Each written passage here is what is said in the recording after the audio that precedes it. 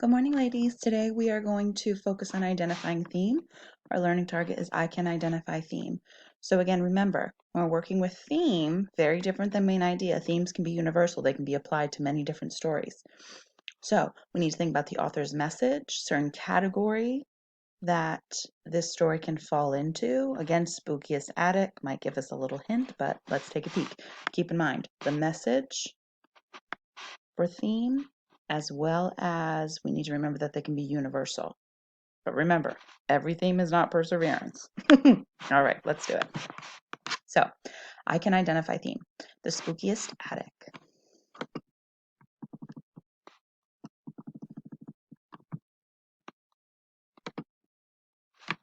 I hear sounds coming up from above my head. I try to sleep, but the tighter I close my eyes, the louder the noises seem to get. It sounds like someone dragging a rake across a chalkboard. Or, no, it's more like a bunch of marbles falling onto a linoleum floor. No, not that either. Tonight, the sound could be 24 maracas rolling back and forth on a lazily tossing boat. Whatever it is, it's scaring me to death. My name is Drew, and I sleep in the bedroom underneath the attic. At least I'm supposed to sleep there. Ever since the noise started, I can barely catch 4 winks, much less 40 of them. It's not the sound that bothers me so much as the pictures it puts in my head. Stuff like a rake on a chalkboard. Who could sleep? Well, that's running through their brain. So again, what I want to point out right now for point of view, we know that it is first person, right? We have I, my, and again, those are not in quotation marks, not in any part of dialogue. So we know that this is definitely in first person.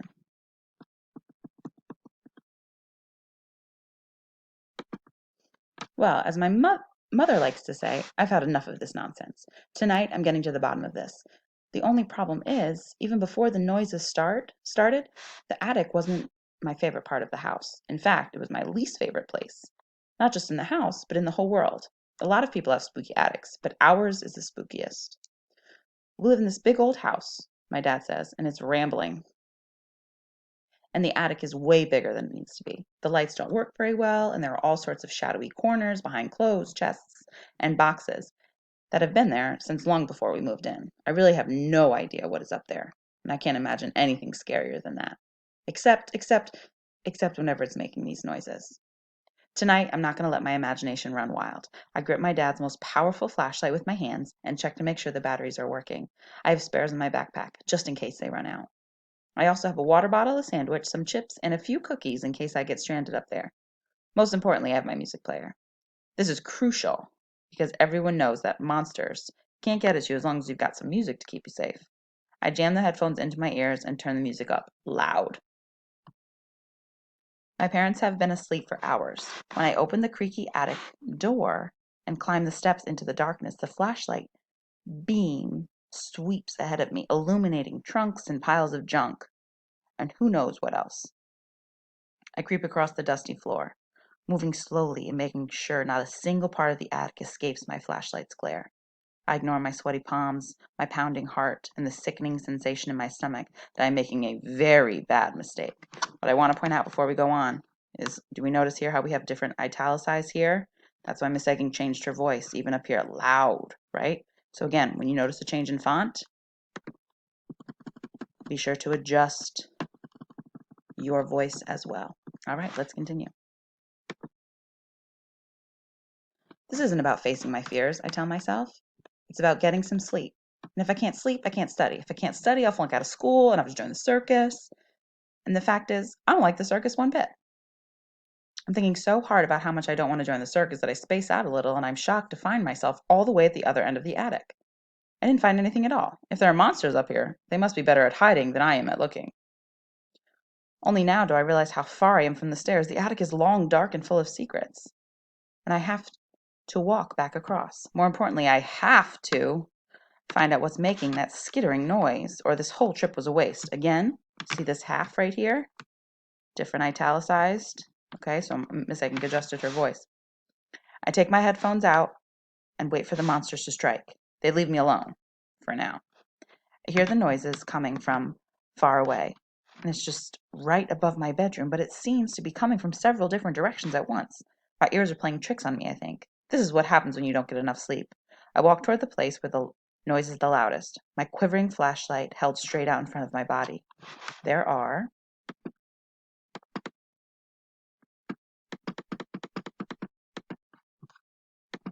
3 boxes stacked on top of one another, with writing too small for me to read. I get closer, and the noise gets louder. A label on the box, written in faded marker, reads, Toys. Of course, it's a box of old toys, probably from 100 years ago or more. There are probably some wind-up toys in there, and somehow they've gotten wound. Each night they rattle up against each other, and each night they keep me awake. All I have to do is take the toys out of the box, and they'll quiet down. I stand on my tiptoes trying to reach the upper box of toys. I'm just getting a grip on it when it slips out of my sweaty palms. It flips over, dumping its contents all over me. My head takes the blow from a bunch of heavy old toys, and my body is covered in 15 or 20,000 creepy, crawly, fuzzy spiders. Sometimes it's not possible to scream loud enough. I run as fast as I can back down the stairs, knocking spiders off my body with both hands. I must have dropped the flashlight along the way because it's dark when I get back downstairs, and I can't see whether I've gotten all the spiders off me until my mom turns the hallway light on. Andrew, she says, what's wrong? I want to switch bedrooms, I tell her, and you need to hire an exterminator. All right, ladies, so now let's take a quick peek down here at our questions.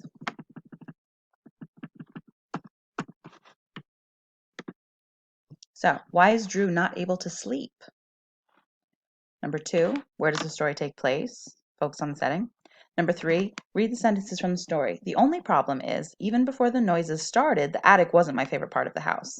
In fact, it was my least favorite place, not just in the house, but in the whole world. A lot of people have spooky attics, but ours was the spookiest. What can be concluded from these sentences? So again, when we're talking about this word concluded here, again, they're asking kind of what claim can be made. So look at your choices and see what fits best.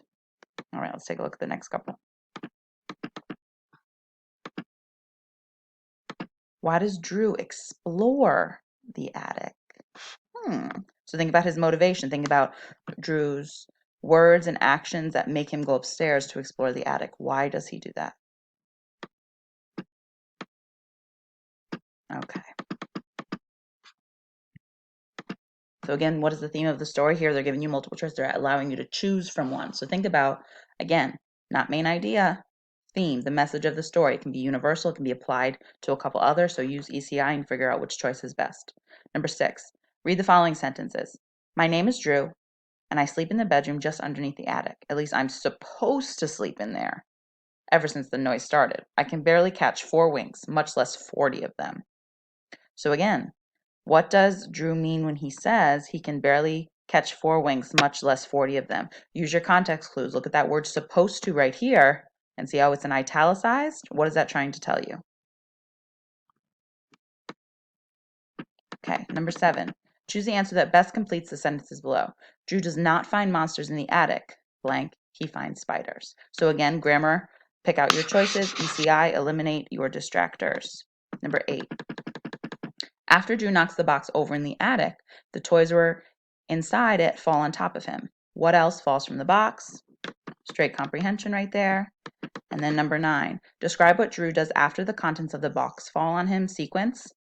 And number 10, will Drew be able to sleep better now that he knows the cause of the noises in the attic? Support your answer with evidence from the story. So again, this is more of an opinion question, but be sure to use text evidence to support. So in addition to some comprehension questions here today, ladies, we have, you're going to work with some of the key vocabulary words. So our first 2 questions, what is the meaning of the word illuminate? What's another meaning of the word illuminate? So go back to the text, find that word, use your context clues to try to figure out that definition.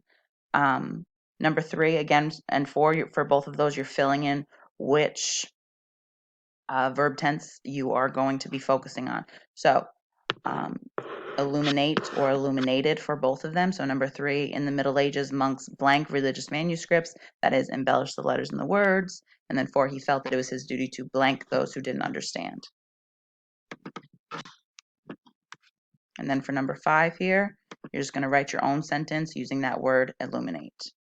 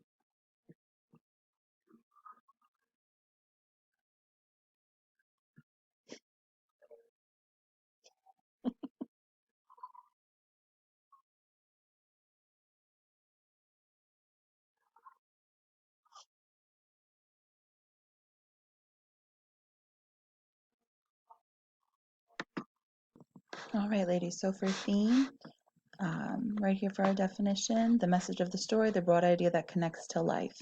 Themes are universal, meaning that they can be applied to many different stories. Don't confuse theme with main idea.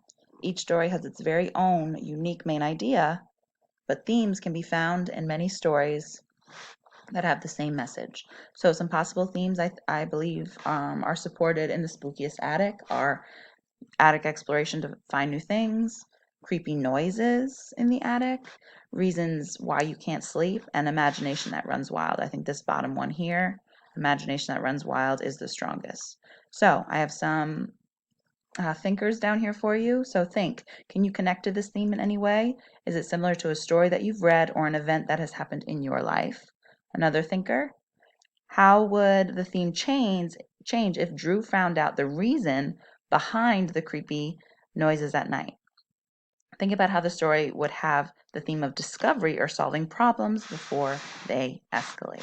So again, think about if he found out that reason way early in the story, how the story would have changed.